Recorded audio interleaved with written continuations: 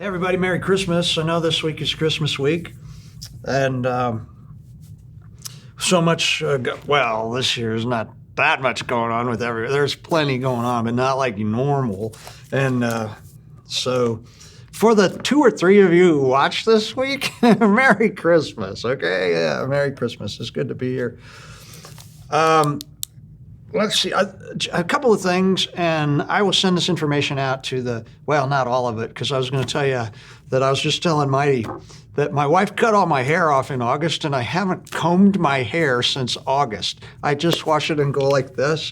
So if I look a little unkempt, folks, and you're always wondering what's happened to Tim, is he getting old and forgetful? No, it's just that my wife kept cutting my hair off short. So here we go.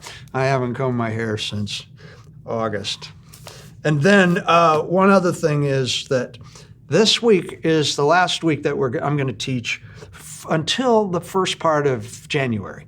Mighty's going to be gone, who records all of this, and I just need a break. And I'll send out. Susie Brown is now not only doing my notes, but sending everything out to everybody. And so she will send out an email pretty soon about the date that we're going to start back up, and I'll let you know about that. Again, thank you for watching, and I love doing this. So let me pray for us, and we're going to start chapter 7. Usually we have a big applause, but it's just Mighty and me, so yeah. So let me pray and we'll get going. Father, I thank you for your goodness, your love. So much of it is expressed in the deeper meanings of Christmas. I thank you for the opportunity to worship you by studying your word.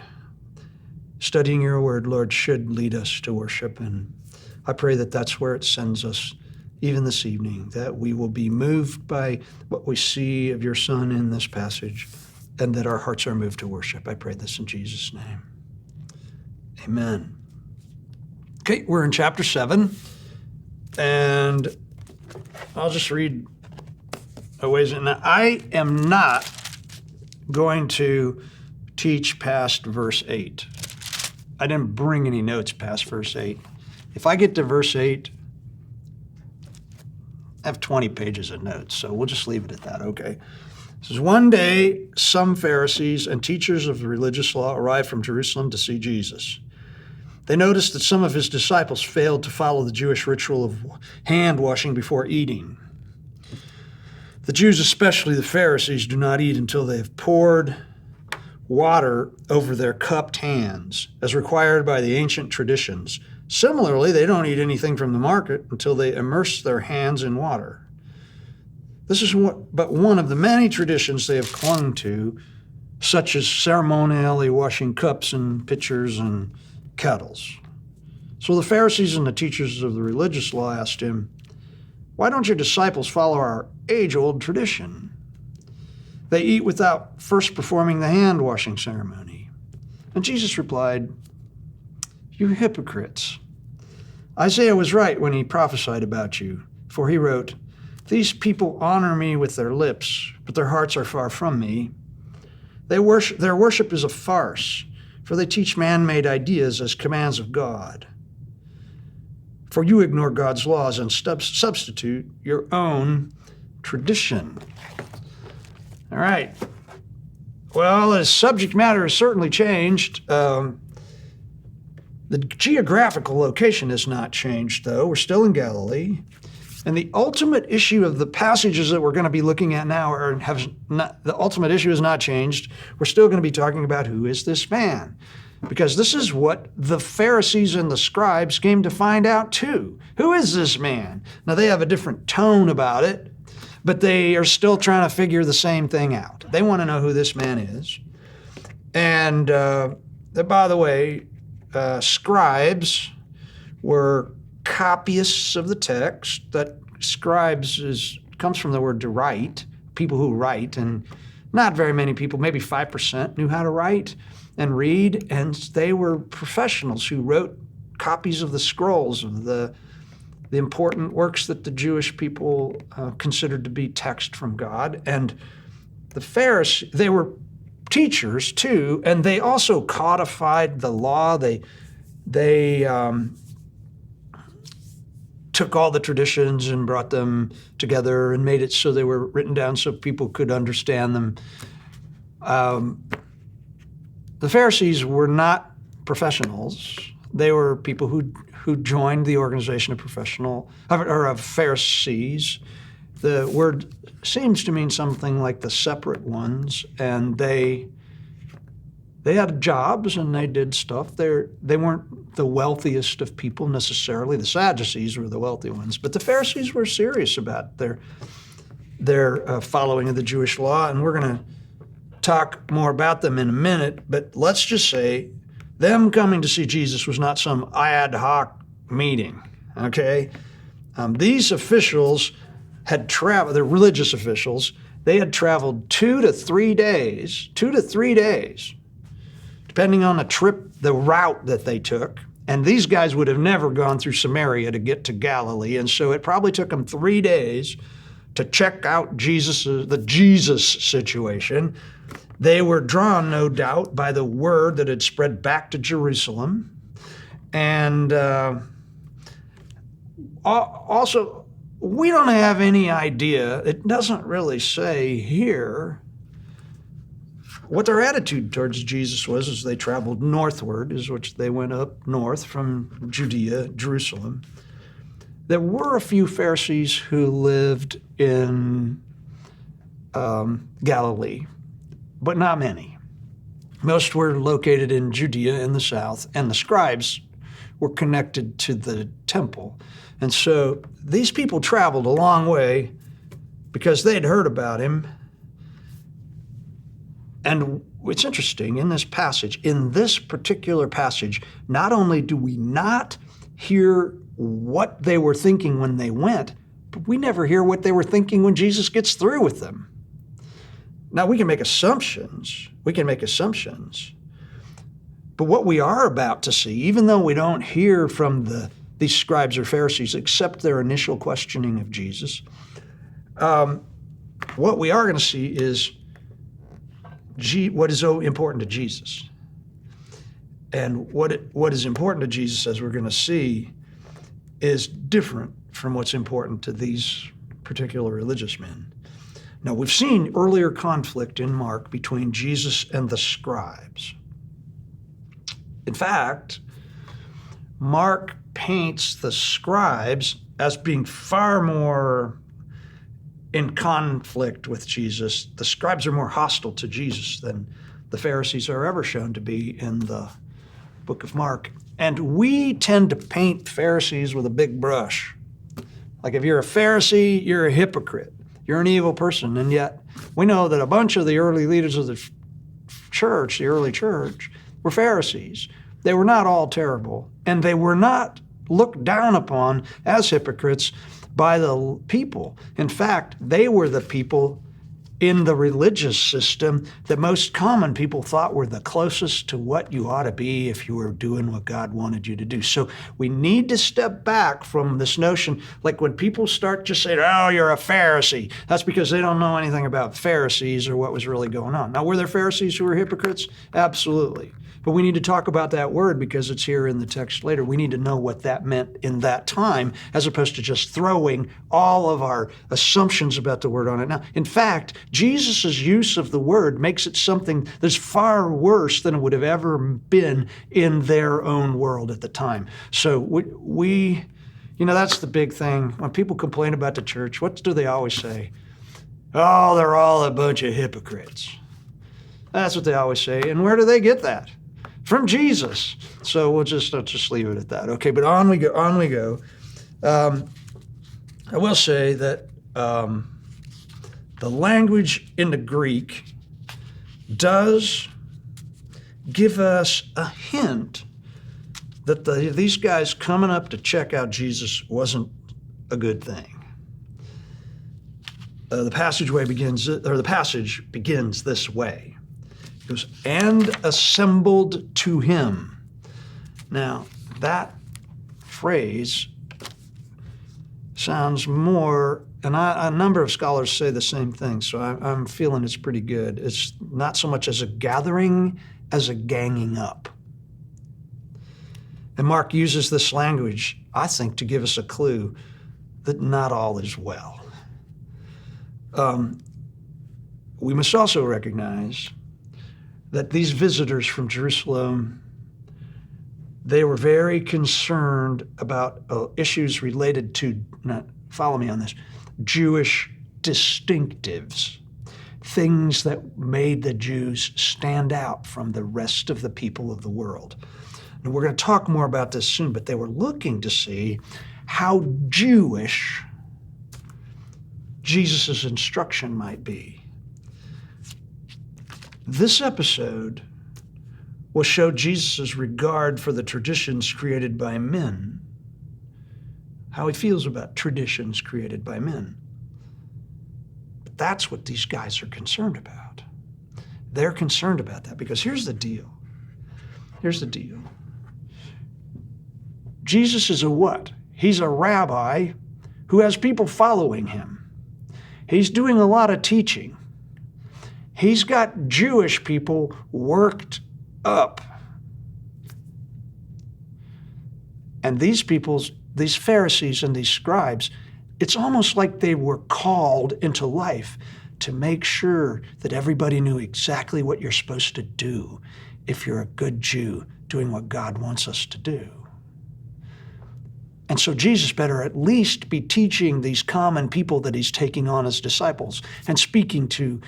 He better be at least following the traditions of the elders, because if he's not fully what? Jewish. He's not fully Jewish. We can see where these guys put their whole life into this.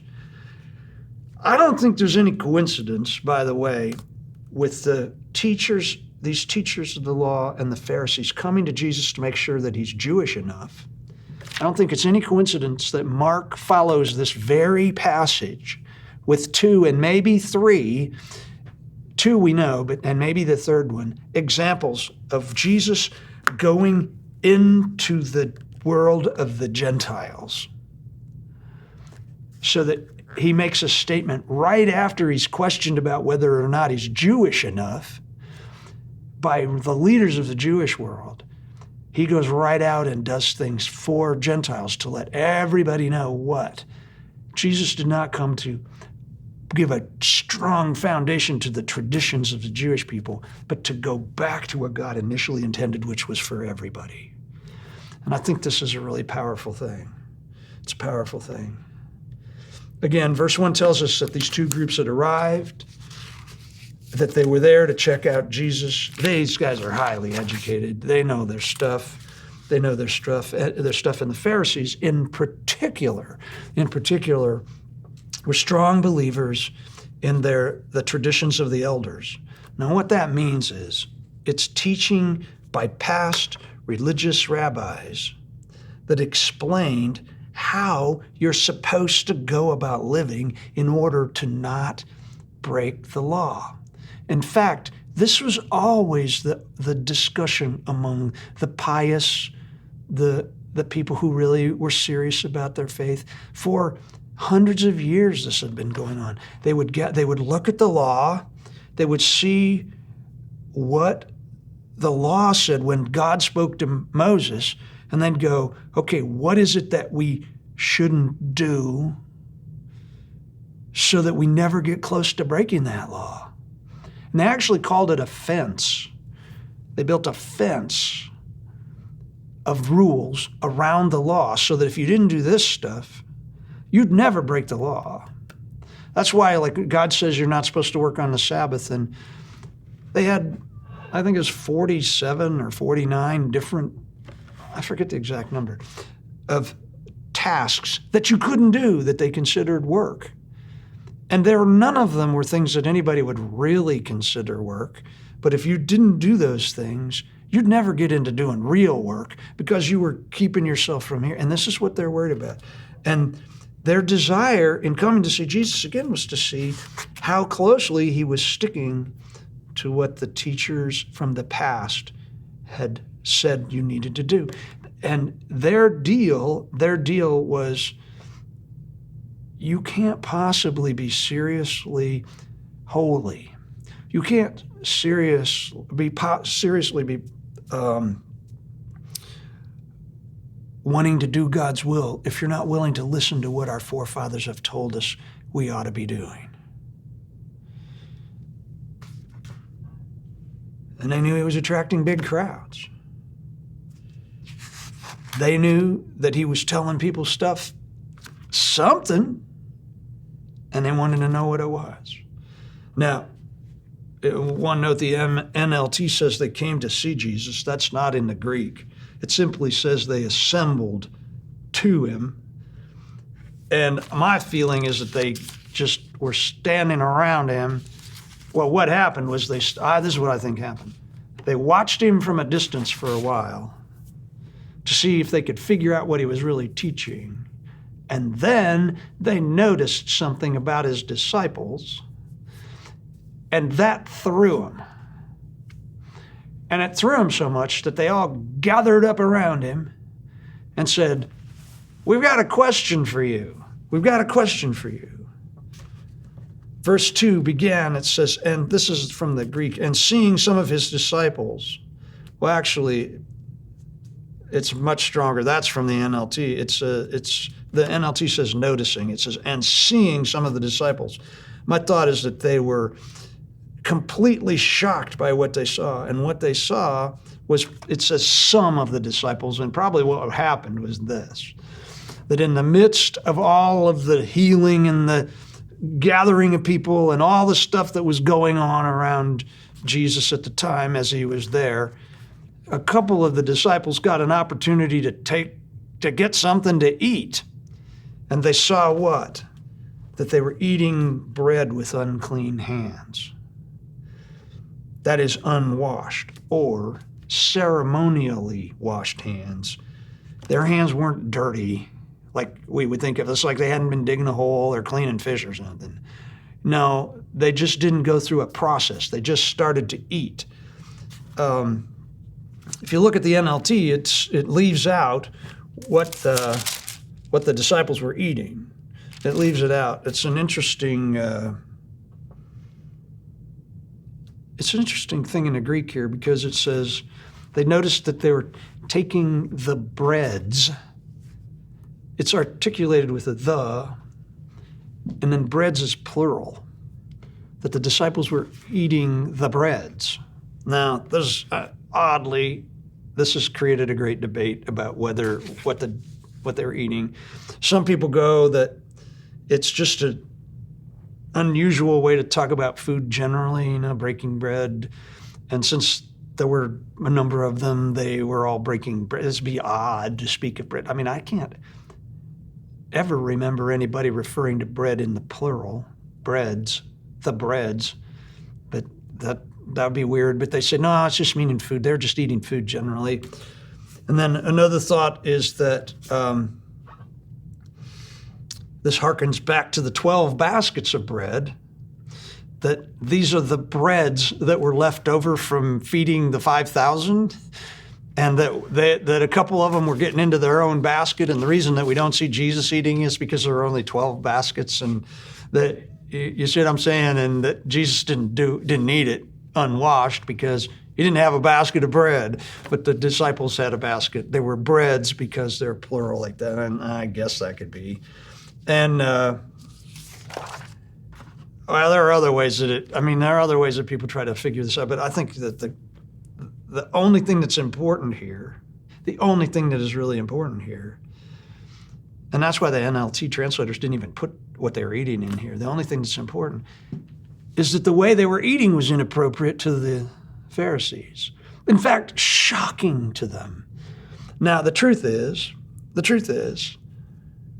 that only terribly religious Jews and wealthy Jews actually, had the ability to have water around to wash their hands ceremonially when they go to eat, before they ate, or after they came back from the marketplaces and all the stuff they say here. Water was scarce. Most common Jewish people thought it was a great idea on a special night or something, but they didn't have time to go through a ceremonial washing of their hands every time they sat down to eat anything. No, and you know what had just happened? Jesus had fed 5,000 people on a hillside, and none of them were carrying pails of water around so they could wash their hands ceremonially, just in case somebody showed up with some food. Oh, wait, let's pass the bucket around. Now, we do know that when Jesus is at the wedding of Canaan, that they have these multiple big jars that are there for people to ceremonially wash their hands. And that was the purpose of those particular containers and the water that he turned to wine. But it was a special wedding with tons of people there, and it was a big event. Not what normal people did. And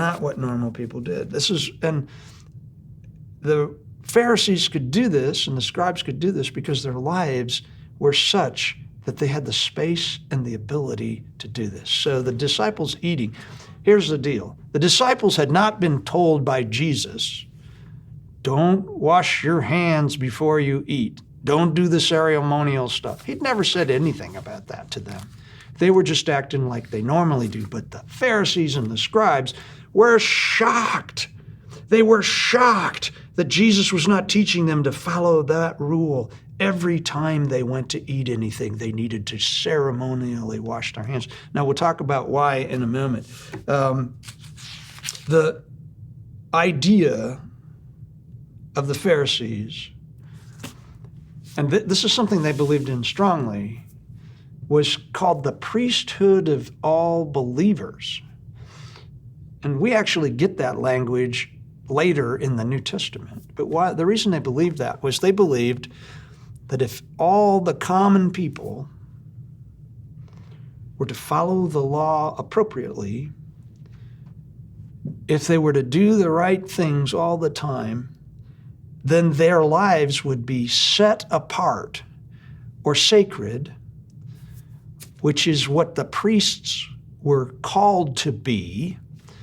And what the Pharisees really believed was if we could get everybody to do the right stuff all the time, then Israel would become a nation of priests because everybody was doing everything right all the time. This is why it was important to them that if Jesus is teaching anything about stuff, he needs to be saying the right stuff, because what he cannot do is lead anybody astray from the traditions, because that will screw it up for us becoming a nation of priests like God had promised us to be. And once we're a nation of priests, guess what they thought was going to happen? The Messiah would come and God's kingdom would come again. It called on everybody to be living in a certain way. So they're shocked that the closest people to Jesus would not follow the hand washing thing. Now, it's interesting that these regulations were not written down. They weren't written down until 220 AD. So everything that they felt was important for them to follow was oral. That's why their impression, couldn't go, look at this right here, follow this. No, they'd say, no, Jesus, you need to be talking about, you should have no authority in yourself, Jesus. You, just like everybody else, you just point to people who lived in the past and came up with these ideas, and you point to their authority, and that's what you should be doing. That's what you should be doing. Now, again, let me make sure I've just been going crazy here. Let me see. Oh, I will say this, that what we get to right after the Pharisees notice this, we get an aside. And I'm not going to be able to go much further than this tonight. The side is the Jews, especially the Pharisees, do not eat until they've poured water over their cupped hands. That's what it says. Actually, it talks about their fists of their hands. It's a weird phrase, and people don't know how to really describe that. I think my Bible actually has it says washed with the fist, what they think that means is that you hold your hand like this. Like this is not a full fist, but like this. And you pour a little bit of water in your hand. And if you do this with your hand, then it will run through your fingers and on the back side. Now, sometimes you'll see it translated washed up to your wrist because they don't know what to do with the fist thing. They say cupped hands in the NLT because that's from that thing like that. But that's the idea of it. So you see, they're not doing this. They're just doing a little bit. And so you can see that it's not got anything to do with hygiene. No, this is about letting everybody see that I do what? That I'm honoring a tradition that says that I need to be separate from the world, to be separate from the world. This is why, and we get this aside where it starts talking about the Jews, especially the Pharisees, do not eat until they poured water over their cupped hands as required by their ancient traditions. Similarly, they don't eat anything from the market until they've immersed their hands in water. Actually, the translation there is sprinkled themselves. And that's because if you go out into the marketplace, you might get dust on you that's actually touched a Gentile. So you got to make sure you get that off. And actually, they wash their feet too. And that says many traditions they've clung to, such as ceremonially washing the cups and pitchers and kettles. That statement does not say just washed them. The word is baptized. In other words, you dunk that stuff. You make sure it's complete. Baptismo in the Greek simply means to immerse something totally underwater. That's all it means. And the reason they do that is they want to make sure that they get, if somebody's handled that cup or dust has gotten on it from a Gentile who walks by and kicks up the dust and everything, then you better get that off. Why? Because you can't be, touching anything that is not holy. Anything that is not holy. You see? And the reason they're doing it is because they want to be separate from the rest of the world. They know that God had called them to be what? To be separated from the world in some way. So they're looking for every possible means to make sure that they don't ever go anywhere. They certainly wouldn't want to go in the temple with any dust on them that might have been from a Gentile. This is why when they came out of Gentile areas, they did what? They shook their shoes off and they washed their feet so there wouldn't be anything from a Gentile town on them. I mean, this stuff goes on and on and on. And the reason, and I'll end with this, we have this aside, and one thing, this is not a full-bodied description of what the Jews did when they were washing and doing all that. It doesn't tell all the traditions. It's just enough. Remember, because Mark's audience is primarily Roman Gentile.